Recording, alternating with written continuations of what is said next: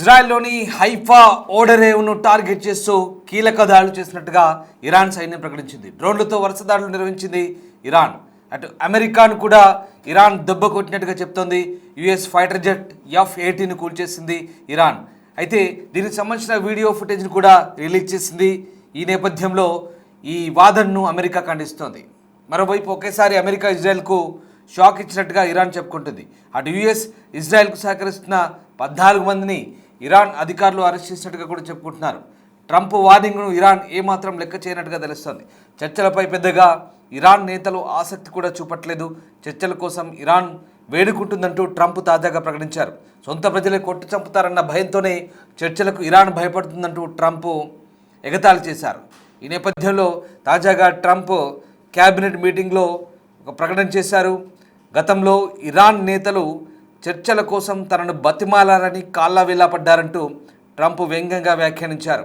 అయితే ప్రస్తుతం పరిస్థితుల్లో చర్చల సంబంధించి ఇరాన్ వైపు నుంచి తీవ్రమైన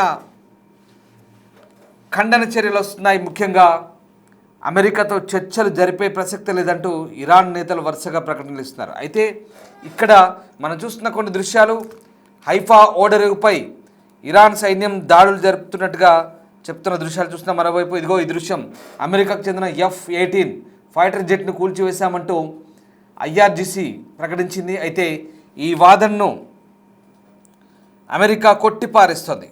ప్రధానంగా అమెరికా యుద్ధ విమానంపై దాడి చేశామంటూ ఇరాన్ చెప్తున్న నేపథ్యంలో దానికి సంబంధించిన ఒక వీడియో కూడా విడుదల చేసింది. అయితే ఇదంతా ఫేక్ అంటూ అమెరికా కొట్టిపారేస్తోంది. అమెరికాకు చెందిన యుద్ధ విమానంపై దాడి చేశామన్న ఇరాన్ ప్రకటనను ఖండిస్తోంది. తమ విమానం ఏది కూలలేదంటూ అమెరికా అంటుంది. ఇరాన్ ప్రకారం గల్ఫ్ దేశమైన ఒమన్ తీరంలో చాబహార్ పోర్టు దగ్గర అమెరికాకు చెందిన F-18 యుద్ధ విమానంపై దాడి జరిగినట్టుగా చెప్తున్నారు. ఈ నేపథ్యంలో ఇరాన్కు చెందిన IRGC ఈ దాడి చేసిందని, తాము విజయవంతంగా అమెరికా యుద్ధ విమానాన్ని పేల్చేశామంటూ ఇరాన్ ప్రకటించుకుంది. తమ సోషల్ మీడియా ఖాతాలో ఓ వీడియోను కూడా విడుదల చేసింది. ఈ వీడియోలో ఒక యుద్ధ విమానం గాల్లో ఎగురుతుండగా ఏదో మిస్సైల్ వచ్చి విమానాన్ని ఢీకొట్టాయి. ఈ సమయంలో విమానంలోంచి పైలట్ పారాచూట్ సహాయంతో కిందికి దూకేశాడు. దానికి సంబంధించిన వీడియో ఇదిగో ఇదే వీడియో. ఇది అక్కడ ఆ మిస్సైల్ ఏదో వచ్చి ఢీకొట్టినప్పుడు యుద్ధం నుంచి అందులోంచి పారాచూట్ దిగి పైలట్ పారాచూట్తోని ఎజెక్ట్ అవుతున్నట్టుగా మనకు కనిపిస్తుంది. చూడండి ఆ వీడియో. సో ఈ వీడియో ఇదంతా కూడా అమెరికా యుద్ధ విమానంపై ఇరాక్ దాడి చేయడం సంబంధించిన అంశంగా చెప్పుకుంటే ఇదంతా అమెరికా కొట్టిపారేస్తోంది. అయితే ఇది దాడి చేసినట్టుగా ఇరాన్ మొదటిసారిగా చెప్పుకోవట్లేదు. ఈ నెలలోనే అమెరికాకు చెందిన F-15 యుద్ధ విమానంతో పాటు F-35 అనే మరో స్టెల్త్ జెట్ను కూడా పేల్చేసింది. ఈ పేలుళ్లను అమెరికా కొట్టిపారేస్తోంది.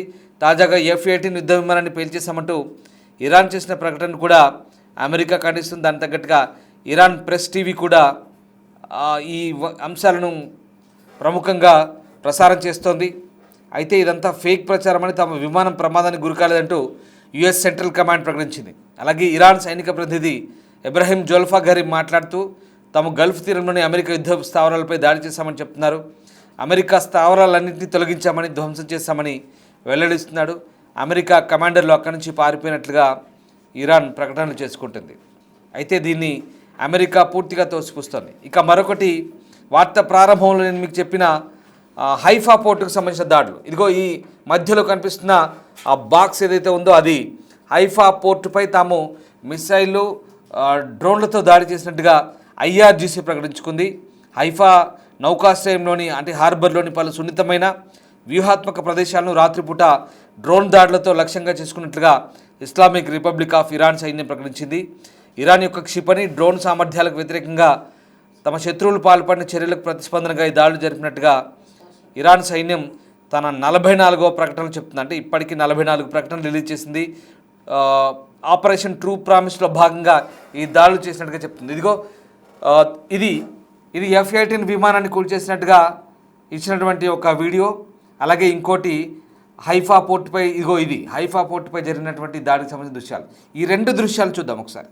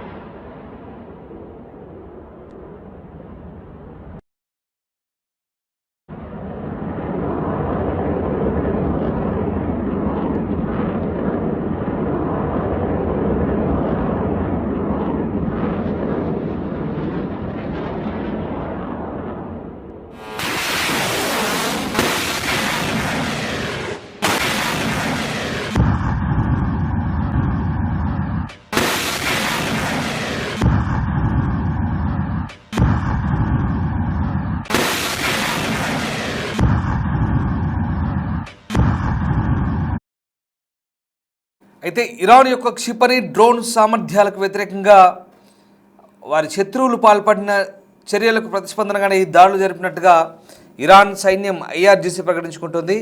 సైన్యం ప్రజా సంబంధాల కార్యాలయం అంటే ఇరాన్ యొక్క మిలిటరీ పిఆర్ఓ ఆఫీస్ రిలీజ్ చేసిన తాజా ప్రెస్ ప్రకటన ఇది. 44వ ప్రెస్ స్టేట్మెంట్ ఇది. దీని ప్రకారం హైఫా అంటే ఇజ్రాయెల్ యొక్క తీర ప్రాంత నగరమైనటువంటి హైఫాలో వ్యూహాత్మక ఓడరేవుల్లో ఇజ్రాయెల్తో సంబంధం ఉన్న అనేక కీలక ముఖ్యమైన ప్రదేశాలపై ఇరాన్ సైన్యం డ్రోన్ దాడి చేసినట్టుగా ప్రకటించుకుంటుంది. ఇక తూర్పు మధ్యధరా సముద్రం మెడిటేరియన్ సీ యొక్క సైనిక నౌకల నిర్మాణం అలాగే నిర్వహణలో పాల్పంచుకుంటున్న ఇజ్రాయెల్ నావికా దళానికి మద్దతు ఇవ్వడంలో కీలక పాత్ర పోషిస్తున్న ఒక సెంటర్ను అలాగే దాంతోపాటు హైఫా ఫోర్ట్లో ఉన్నటువంటి యుద్ధ విమానాల కోసం ఉద్దేశించిన అక్కడి ఇంధన నిల్వ ట్యాంక్ కూడా టార్గెట్ చేసుకున్నట్టుగా ఈ దాడులను చేసినట్టుగా ప్రకటన సారాంశం. అంటే క్లియర్గా గతంలో కూడా హైఫాపై దాడి చేసింది ఇరాన్. ఈ నెలలోనే ఇది రెండోసారి. ఈ నెల మధ్యలో ఒకసారి దాడి చేసింది హైఫాపై. అప్పుడు కూడా ఇలాగే డ్రోన్లు మిసైల్స్తో విడిచిపడింది. అక్కడ ప్రధానంగా హైఫాకు పరిసర ప్రాంతాల్లో పడ్డాయి. హైఫా అనేది ఒక తీర ప్రాంత నగరం. అక్కడ హార్బర్ ఉంటుంది, ఓడరేవు. అలాగే ఆ పోర్టు దగ్గర చమురు నిల్వ కేంద్రాలు ఉన్నాయి. అక్కడ నుంచి బయలుదేరే ఫైటర్ జెట్లకు లేదా వాటికి అన్నిటికి కూడా అక్కడ నుంచి సప్లై అవుతుంది. గతంలో వాటిపై టార్గెట్ చేసింది. అలాగే విద్యుత్ కేంద్రాలపై పడ్డప్పుడు కూడా అక్కడ వెంటనే ఒక 1 అవర్ లోపల మళ్ళీ వాటిని తిరిగి పునరుద్ధరించింది ఇజ్రాయెల్. పెద్ద డ్యామేజ్ ఏం కాలేదని చెప్పుకున్నారు. హైఫాకు పరిసర ప్రాంతాల్లో పడ్డాయి కానీ టార్గెట్లు చేసి కాలేదు అక్కడ ఇరాన్ అప్పుడు. బట్ ఇప్పుడు ఇరాన్ చెప్తుంది ఏంటంటే పర్టికులర్గా మిలిటరీకి సప్లై చేసే ఇంధన డిపోలపై అంటే పెట్రోల్ డీజిల్ ఉన్నటువంటి డిపోలు నిల్వ కేంద్రాలు వాటిపై బాంబులు వేసామని చెప్తున్నారు డ్రోన్లతో. అలాగే హైఫా పోర్టులో అక్కడ వాటికి యుద్ధానికి ఉపయోగించే ఏవైతే కొన్ని సామాగ్రిని తయారు చేస్తున్నారో ఆ సెంటర్లపై దాడి చేశామని చెప్తున్నారు. మెడిటేరియన్ సీకి దగ్గరలో ఉన్నటువంటి ఆ ప్రాంతంలో ఇవన్నీ కూడా విజయవంతంగా దాడులు ఆ లక్ష్యాలను చేరుకోగలిగాయంటూ ఇరాన్ చెప్తుంది. దానికి సంబంధించిన వీడియోలు రిలీజ్ చేశారు. దీని గురించి ఇంకా ఇజ్రాయెల్ వైపు నుంచి ఎలాంటి స్పందన లేదు. కానీ F-18 విమానాన్ని యెమెన్ తీరంలో చాబహార్ పోర్టు దగ్గర కూల్చేశామంటూ ఇరాన్ చేసినటువంటి ప్రకటనను రిలీజ్ చేసిన వీడియోను ఫేక్ అంటూ అమెరికా చెప్తుంది. ఇరాన్ ఏం చెప్తుంది?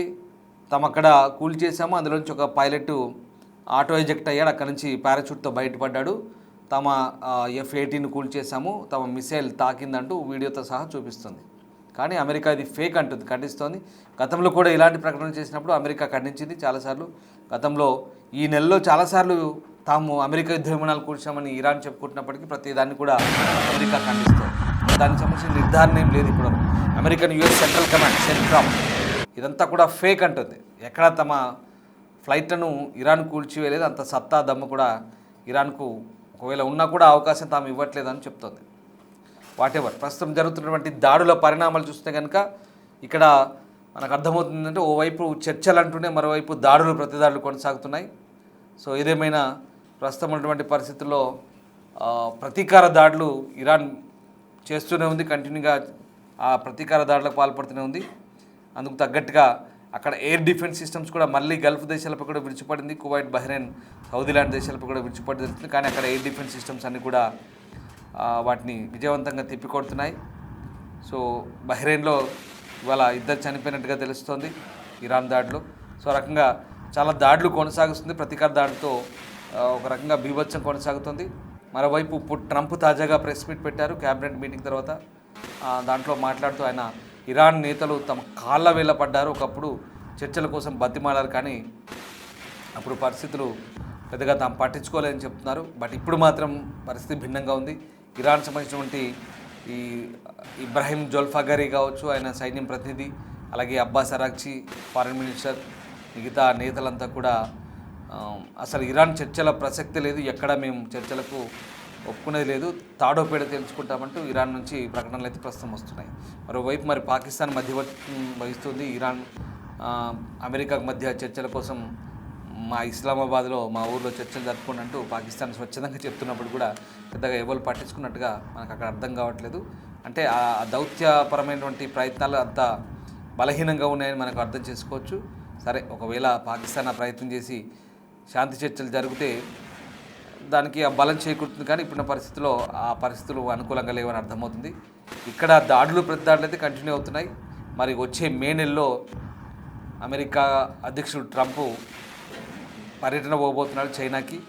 సో అక్కడ చైనా పర్యటనలో ముఖ్యంగా హర్మూజ్ జలసంధి గురించి మాట్లాడే అవకాశం ఉంది. ఏదేమైనా ఇప్పుడు యుద్ధం అంతా కూడా హర్మూజ్ వేదికగానే కొనసాగుతోంది. హర్మూజ్ను ఆక్యుపై చేసుకోవడం, అలాగే ఖర్గ్ ద్వీపాన్ని స్వాధీనం చేసుకునే దిశగా అమెరికా అడుగులు వేస్తుంది. పారాట్రూపర్లు అలాగే మెరైన్ కమాండోలు మిడిల్ ఈస్ట్ వైపు వెళ్తున్నారు. అదే సమయంలో అదే కనుక జరిగితే ఇక్కడ యెమెన్ తీరంలో ఉన్నటువంటి మరొక జలసంధిని తాము ఒడిసి పడతామంటూ ఇరాన్ చెప్తుంది. సో ఏదేమైనా పరిస్థితులు అయితే ఎస్కలేషన్స్ పెరుగుతున్నాయి. ఎంతసేపు డీఎస్కలేషన్స్ కోసం దేశాలను ప్రయత్నిస్తుంటే, అంటే ఉద్రిక్తతలు తగ్గించడానికి ప్రయత్నిస్తుంటే ఉద్రిక్తతలు రోజు రోజు మరింత పెరుగుతున్నాయి. యుద్ధం అయితే తీవ్రతరం అవుతుంది.